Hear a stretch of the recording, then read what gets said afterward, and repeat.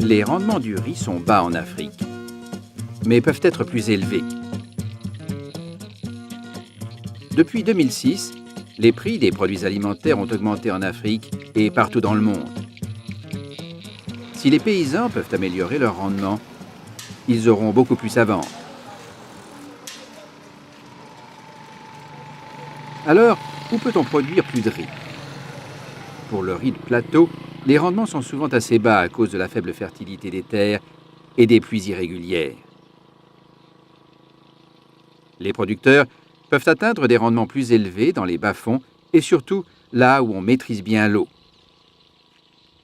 Cependant, le rendement réel est souvent très loin du rendement potentiel, même avec de bonnes infrastructures d'irrigation. Augmenter la production risicole nécessitera une amélioration des pratiques agricoles. Dans ce module, nous allons voir comment on fait le repiquage du riz. Écoutons d'abord quelques producteurs de Tianzo au Mali, qui nous expliquent les avantages du repiquage.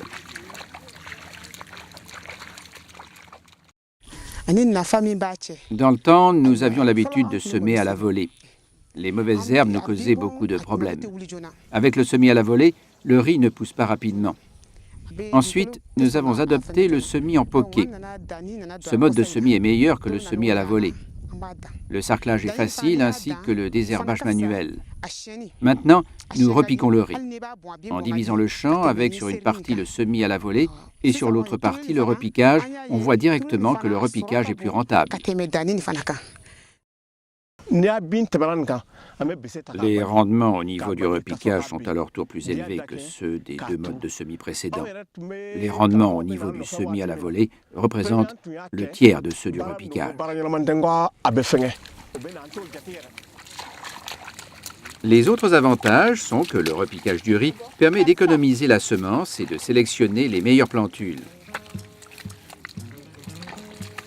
Le repiquage donne également à la culture un avantage considérable sur les mauvaises herbes et facilite la gestion de la culture.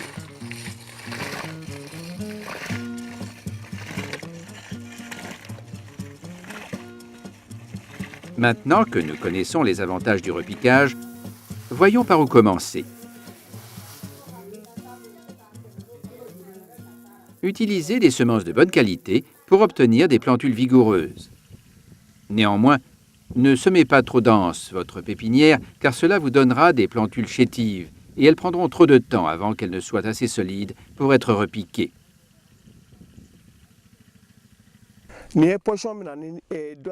Quand on compare le riz que vous voyez ici à celui-là, même si les pépinières ont été mises en place à la même date, la gestion du second est plus facile. Ceci est dû au fait que les densités sont très élevées par là.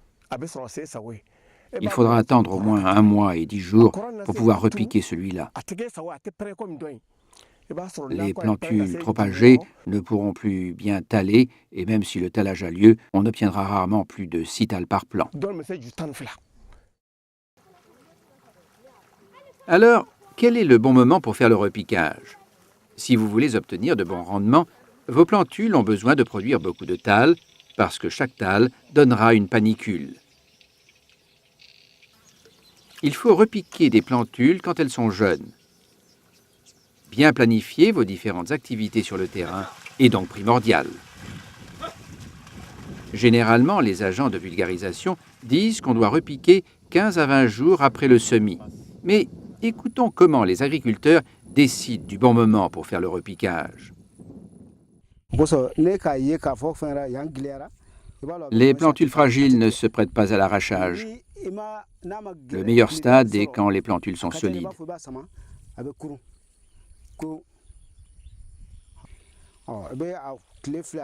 On peut aussi compter les feuilles. Nous avons ici 1, 2, 3, 4 et 5 feuilles.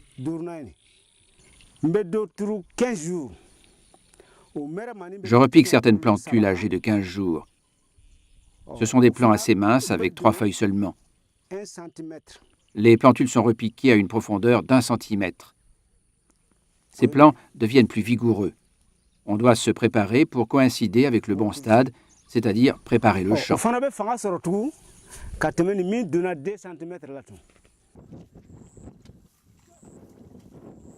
En général, quand vous repiquez des plantules plus âgées, elles donneront moins de tall et subissent un choc plus important au moment de l'arrache.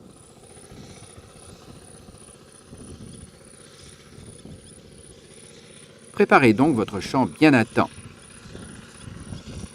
Assurez-vous d'avoir bien plané votre terrain et que la mise en boue est bien effective. Cela facilite le repiquage des jeunes plantules. Si possible, inondez le champ avec une mince couche d'eau pendant quelques jours avant le repiquage. Notre champ doit être prêt au moment où notre pépinière ne dépasse pas les 2 semaines. Maintenant, nous pouvons commencer à repiquer les jeunes plantules. Irriguez la pépinière avant l'arrachage. Ceci réduira les dommages sur les plantules. Une fois arrachées, repiquez les plantules le plus tôt possible. Cela les empêche de se dessécher.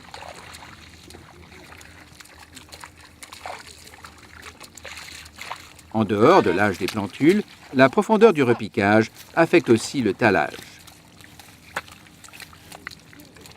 Le riz doit être repiqué à une profondeur raisonnable. La partie blanche de la base du plant doit servir de point de séparation entre la partie enfoncée et la partie aérienne. La partie verte doit rester en surface. La reprise est retardée si la partie verte est enfoncée dans le sol.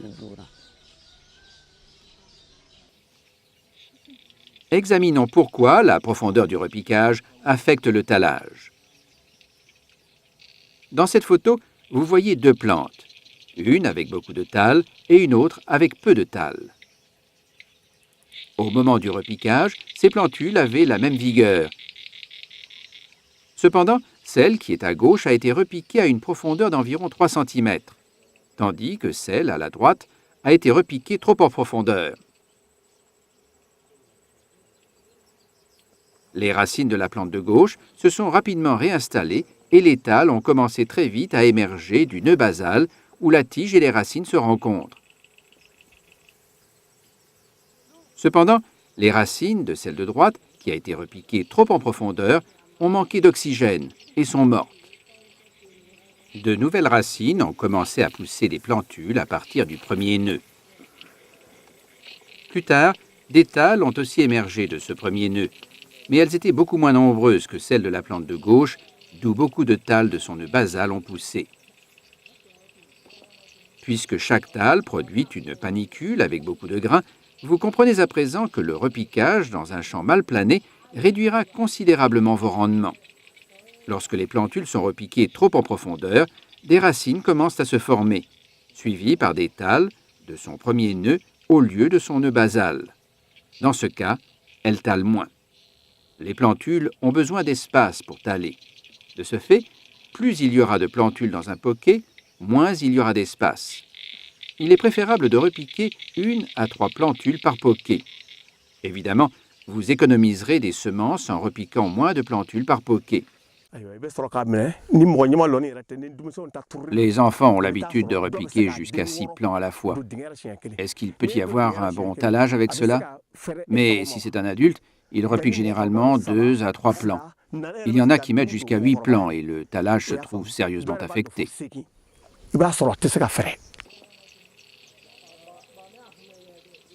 Le riz a besoin d'espace pour taller. Il tale pour capturer le maximum de soleil. Comme le tallage s'arrête au moment de la formation des panicules, il est important qu'à ce moment, la couverture soit totale. Cela se produira lorsque vous repiquez à des écartements de 20 cm.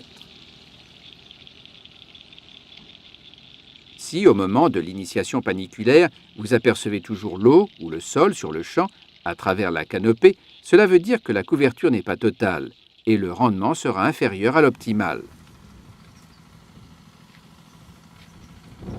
En plus, les espaces entre les plantes faciliteront le développement des mauvaises herbes, entraînant des pertes de rendement supplémentaires.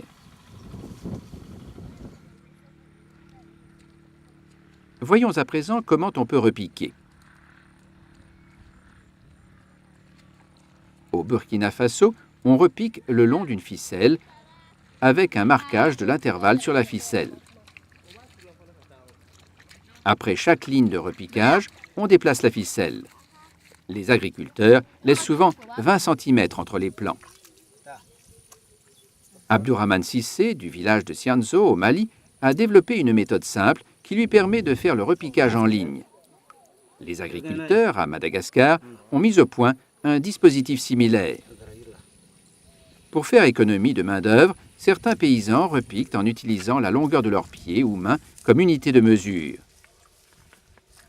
Ils repiquent de manière uniforme en respectant le même intervalle entre les plants. Rappelez-vous que le repiquage en ligne facilite le désherbage, comme nous le montrent les producteurs au Burkina Faso. Une partie des plants n'a peut-être pas survécu au choc du repiquage.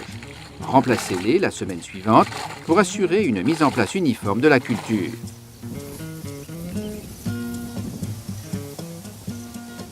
En résumé, qu'est-ce qu'on a appris? Le plus important à rappeler est que le rendement du riz est influencé par le nombre de thalles. À part le choix variétal, le tallage est affecté par 3 principaux facteurs. Premièrement, le tallage est affecté par l'âge des plantules au moment du repiquage. Les jeunes plants devraient avoir environ 4 feuilles au moment du repiquage, parce que les plantules trop âgées ne tallent pas bien. Pour ce faire, préparez votre terrain et pépinière à bonne date. Deuxièmement, il y a la profondeur de repiquage. Le riz repiqué trop en profondeur donnera peu de thalles. Troisièmement, gardez assez d'espace entre les plantes, préférablement environ 20 cm. Et limitez le nombre de plants par poquet pour optimiser le tallage. Un bon repiquage nécessite planification et discipline, mais nous permet d'arriver à une bonne récolte.